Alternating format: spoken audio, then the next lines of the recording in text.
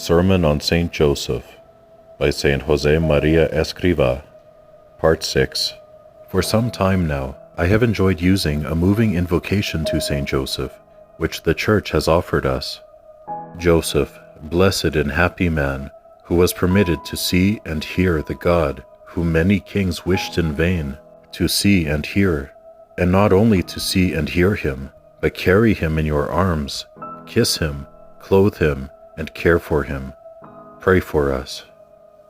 The life of Jesus was, for Joseph, a recurring discovery of his own vocation. God gradually reveals his plans to him, and he tries to understand them. As with every soul who wishes to follow Jesus closely, he soon discovers that there is no laggard's pace, no room for the half-hearted. For God is not content with our achieving a certain level and staying there. He doesn't want us to rest on our laurels. God always asks more.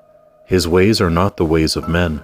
Saint Joseph, more than anyone else, before or since, learned from Jesus to be alert, to recognize God's wonders, to have his mind and heart awake.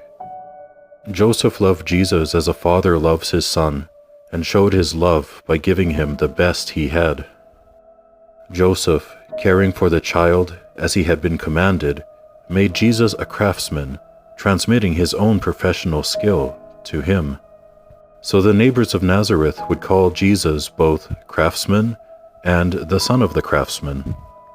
Jesus worked in Joseph's workshop and by Joseph's side. What must Joseph have been?